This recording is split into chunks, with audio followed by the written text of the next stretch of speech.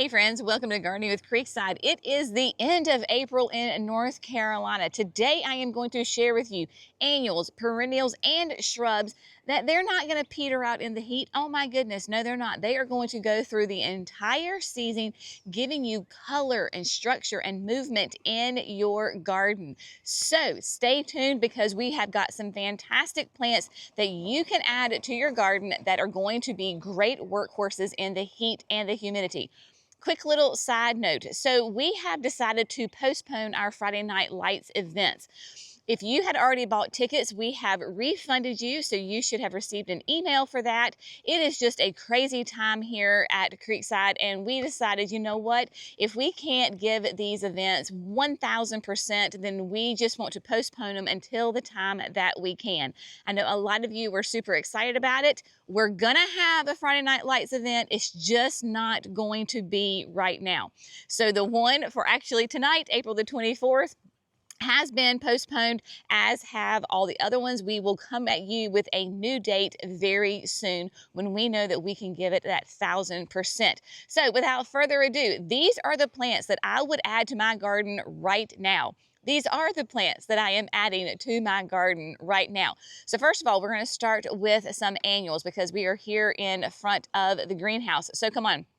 Now, some of these, because they go the entire season, they get overlooked in the spring, right? And so they don't get the love and attention that they should deserve and to get. And so we're going to highlight them today. If you have never grown the Aromagica Purple Heliotrope, y'all, this is such a great annual. It is for the full sun. It has beautiful foliage, those purple blooms. The honeybees go nuts over this plant. When we trialed it when it was first introduced, it was looking unbelievable even in late October. Has a nice mounded habit to it. Y'all, it loves it dry. It does not want to be watered. All of these plants we're going to share with you today, once they're established, are very drought tolerant. So the heliotrope, of course, meteor shower, verbena, it has been around for a long time. It is an oldie but a goodie. Even for us in North Carolina, this will be a perennial. It is called meteor shower because it is very upright. It's not like a verbena that you think of, and it is just about to go into bloom. Not nice, light, lavender blooms that are just a great addition for height in your garden. This would be a great thriller in a container. So you could use the meteor shower as a thriller. You could use Aromagica as a filler, and then we'll find some spillers to go with them. So you've got that. If you want to do the purple and yellow, the Super Lophus Sunglow would be a great option for you. Y'all, just to talk about how tough this plant is, I was up at Mimi's butterfly garden yesterday. Gave her some of these last year because this is a new introduction this year. And so I gave her some last year. Y'all, it's coming back. It is a beautiful carpet in full bloom. So it was a perennial for her. And when I say this is full sun, drought, like dry, the only way that it's going to get water is if she hand waters it. The Super Lophus Sunglow is in full bloom. Carpet is gorgeous. So in a container, it would be a spiller. You have got a beautiful drought tolerant, full sun, long lasting container right here.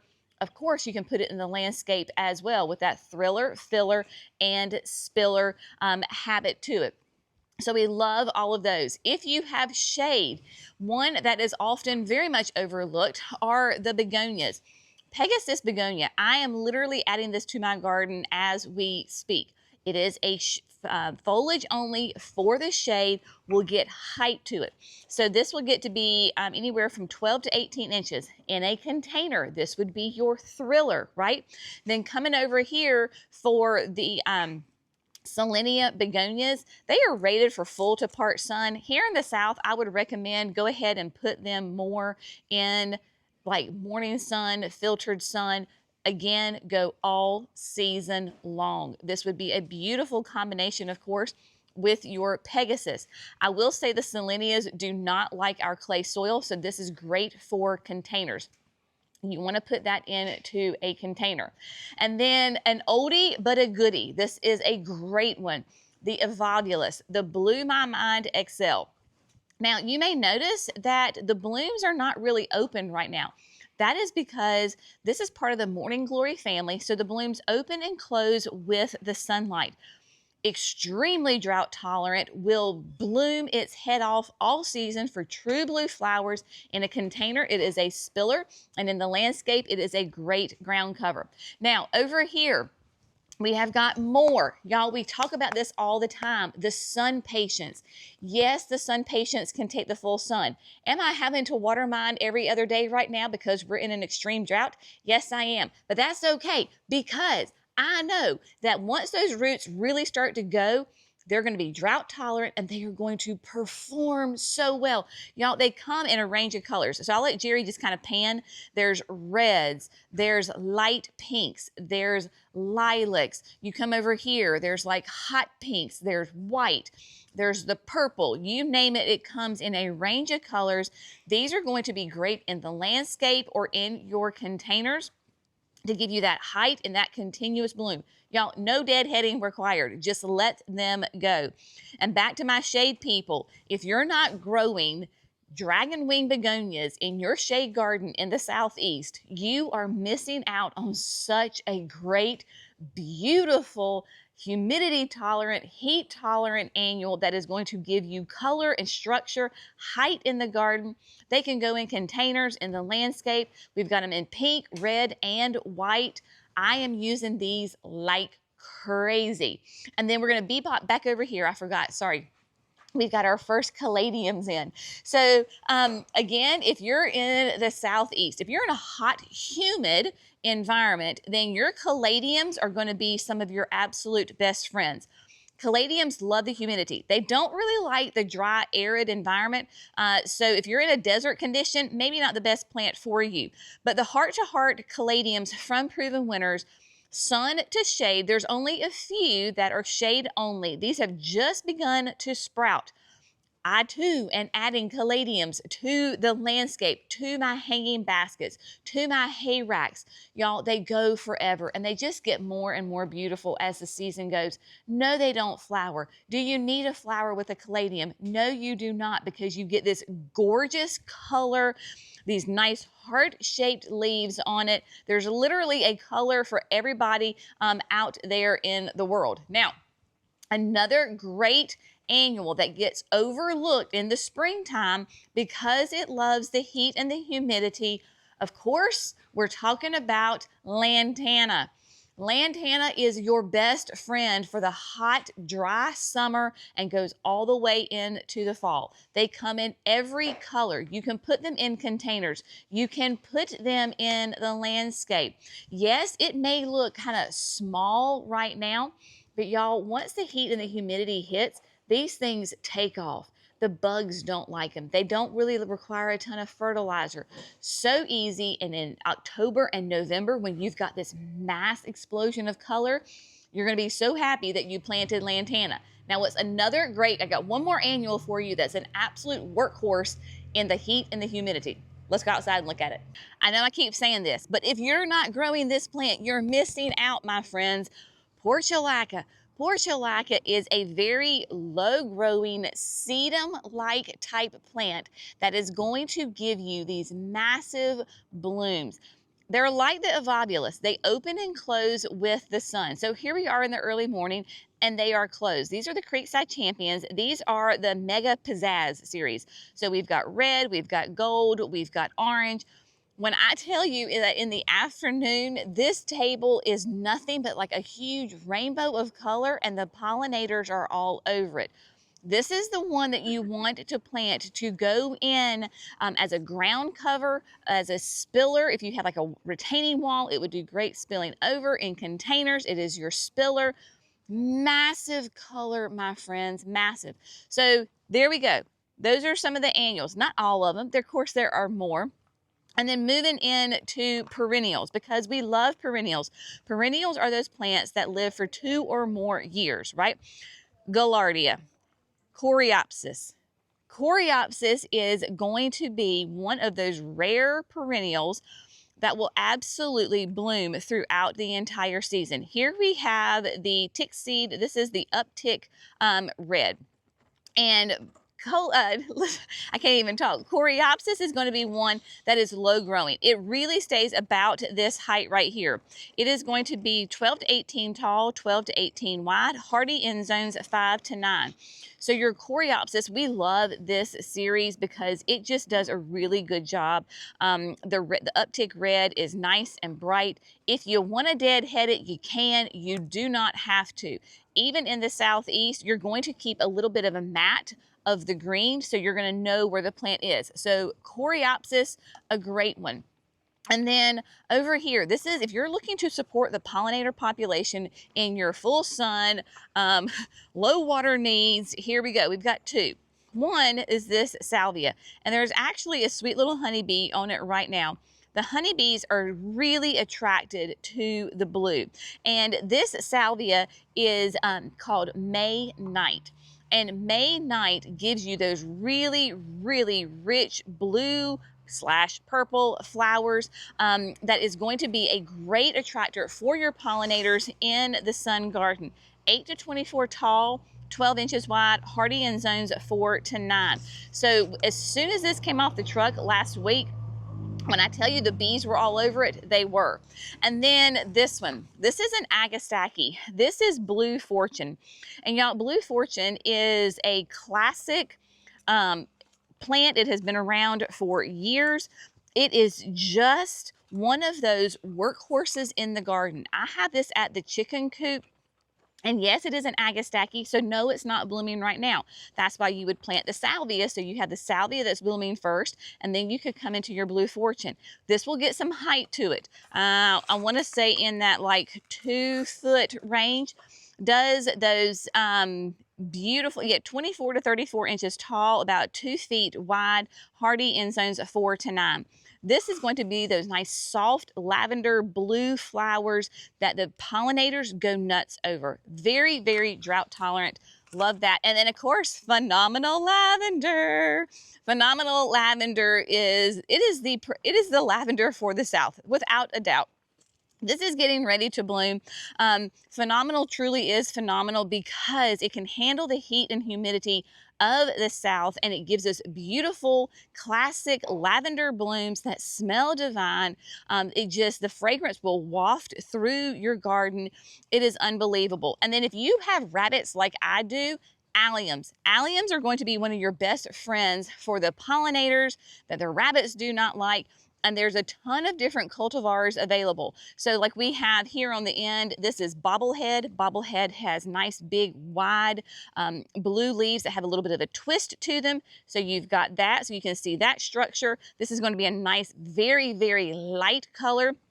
Then look, you got Serendipity. Look at the difference in the texture and the structure of the plant. So Serendipity, of course, is that classic, really nice, deep, rich lavender blooms. And then last but not least, we've got Lavender Bubbles over here. Lavender Bubbles will have thicker leaves than Serendipity, and then a really kind of that medium lavender color. So I have all of these in my chicken coop garden because that's where the rabbits go, and that's where I want the pollinators. These are great plants that will come back year and year and get bigger and bigger, that are great for color, pollinator, and rabbit resistant. We were gonna move to a different part of the garden center, and then Cece was like, the echinacea are ready, and we've got milkweed. So we have to stop for a second. Echinacea, y'all, this is one of those classic garden perennials that you know loves the heat. Now, this is why we're just now getting the echinacea in the garden center, is because they love the heat. They thrive in the heat. This is the kind of perennial that I say don't plant in the fall and don't plant in early spring. Wait until the heat begins to hit. This is when we're going to plant them. So you have got the fuchsia is bright, which is one of my personal favorites, bright hot pink flowers. And then we have got the summer song firefinch, which gives you reds and oranges and pinks all on the same plant. Full sun, massive pollinator attractor on those. And then those of you who are looking to support the monarch butterfly population, we have got swamp milkweed. Milkweed is the only host plant for your monarch caterpillars. So the mama monarch will come, she sniffs it out, she lays her eggs on the milkweed. They hatch, they become little caterpillars, and they will eat. They absolutely devour the milkweed. I mean, they strip it down to the stems. They even eat the stems, but that is their only source of food. So we want to have lots of different types of milkweed in succession so that we can support those monarchs. So we have the swamp milkweed right here in beautiful 1-gallon containers. All right, now let's move over and hit some more perennials. One of Echinacea's favorite companion plants is Rudbeckia. And y'all, we have got some stunning, this is the new Rudbeckia from Proven Winners. This is Treasure Trove. Now, Treasure Trove is going to be unique in the fact of it's going to have nice tall stems and absolutely covered in more petite bright yellow blooms. So the blooms themselves are not big, but they are prolific on this plant. Are these not gorgeous plants? I mean, these are 1-gallons that are absolutely ready to go in the ground. They love the heat, my friends. This can be up to 3 feet tall, and it really can, because in my garden last year it was. And then your spacing again is like 3 feet wide. So think 3 feet tall, 3 feet wide, hardy in zones 4 to 9. So you get these tons of prolific blooms that just keep going. And then of course we love to leave the Rudbeckia blooms, the seed heads, because then your finches, the birds, love to come and eat it. So we have got this gorgeous plants. Monarda, people were asking for Monarda like crazy. So we have got 3 different varieties. All 3 of these are going to be more petite. So we have the upscale red velvet, which is going to give you those classic red. We have got the lavender taffeta, which is going to be a little bit more petite in that like 2-foot range right there. The upscale red is going to be in that like 3 foot. And then we have got the rockin' raspberry. So a nice, we have the purple, the pink, and the red. Beautiful, like look how tight that is, gorgeous. And it's got little heads on this already, some little bloom heads. So this is going to be beautiful. They thrive in the heat, y'all, thrive in the heat. If you can put them in an area that's a little on the damp side, then they really take off and I don't say spread, but they do, and they're not invasive. And because they're in that like mint family, when you touch them, they have a great fragrance, which makes them rabbit and deer resistant. Pollinators, your butterflies go nuts over this. Amsonia, 'tis the season for Amsonia. This is a great native perennial. You have got String Theory right here that is going into bloom. Classic little blue star flowers on them. And then your Amsonia has beautiful fall foliage. So you get spring flowers, summer foliage and texture that looks like a grass. And then in the fall, you get these like electric gold foliage from this plant. You're going to love it. This is the plant I thought I killed over the winter, but no, I did not. It is coming back strong and beautiful. Do you remember when we redid our front yard in late summer and we planted the chameleon grass? So this is a Schizachyrium, right? Gorgeous. Get some height to it. It's called chameleon because it changes color. And then we went into winter. And y'all, I mean, when I say they turned brown, they were brown. It's a grass, it's supposed to. And I thought, oh, law, I have killed these things. There is no way they're going to survive the winter. This is not going to be good. They have come back with a vengeance and they are beautiful. I should have known we'd be fine because they're hardy in zones 3 to 9. But chameleon Schizachyrium, about 2 feet tall, 18 inches wide.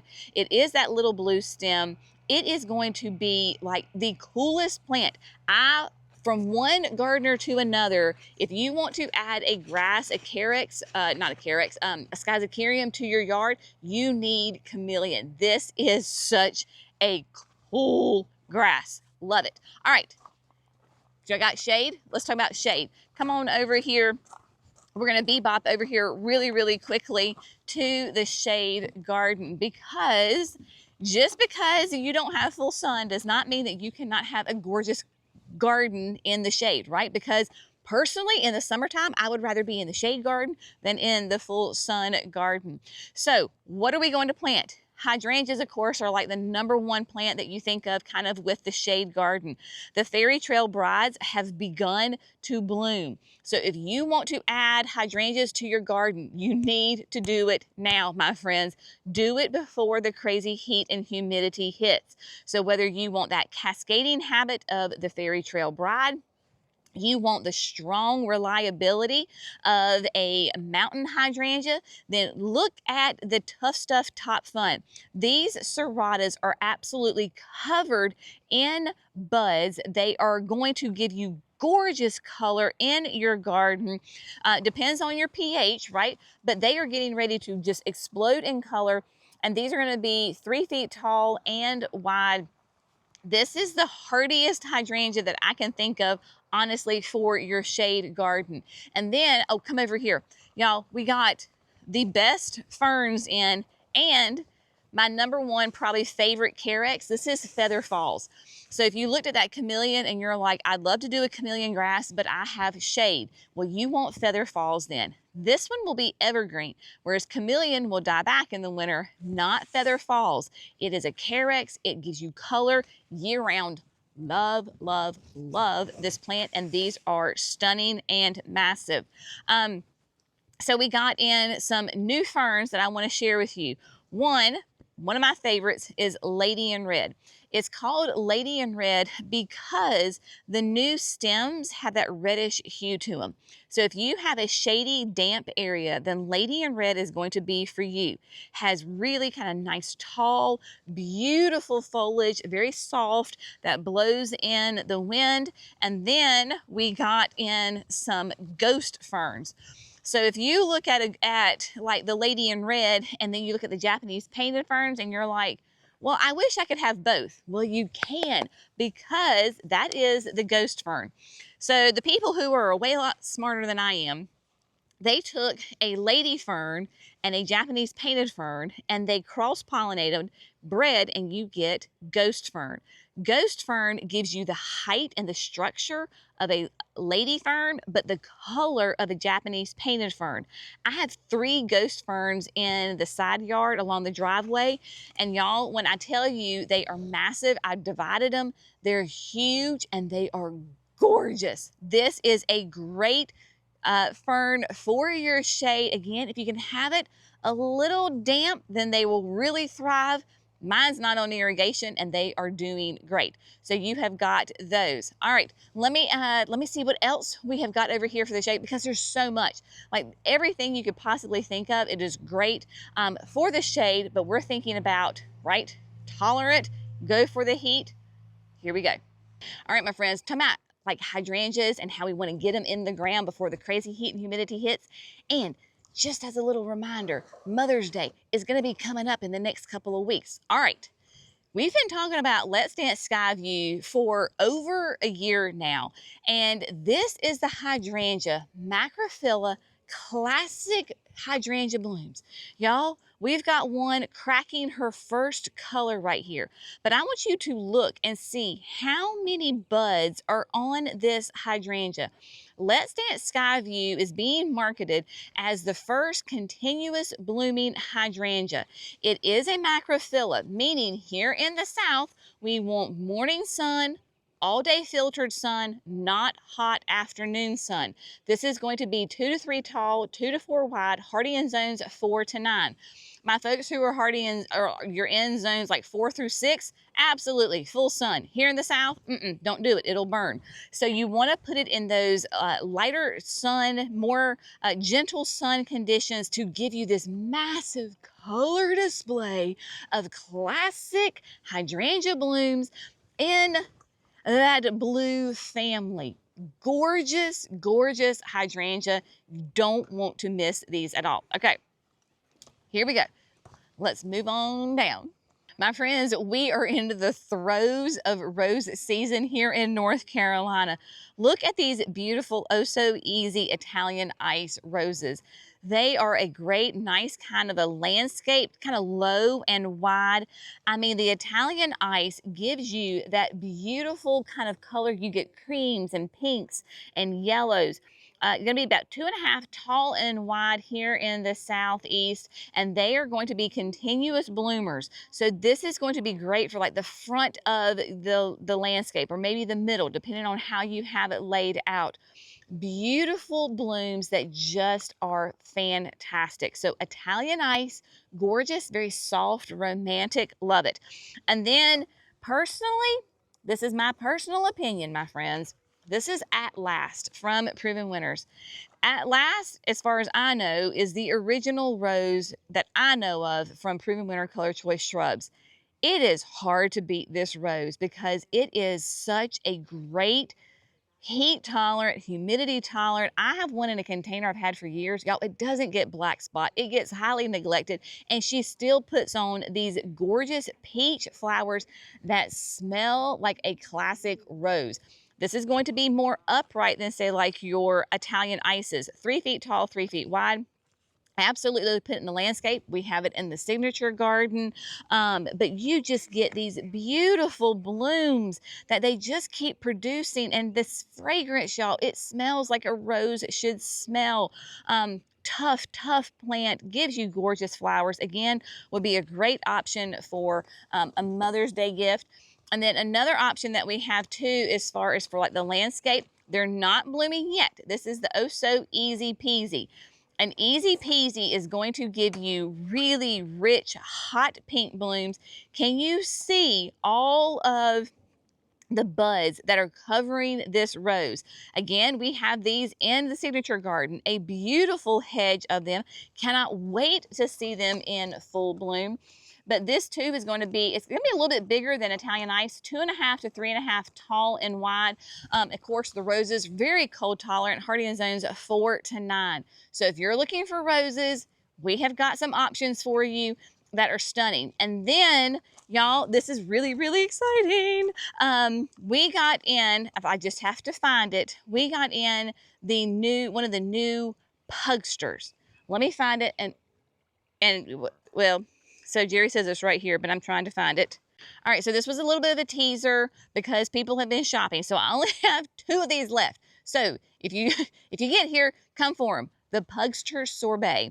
So Pugster Sorbet is the newest Pugster in the series. And y'all, it's called Sorbet because it has this ombre effect as far as the colors.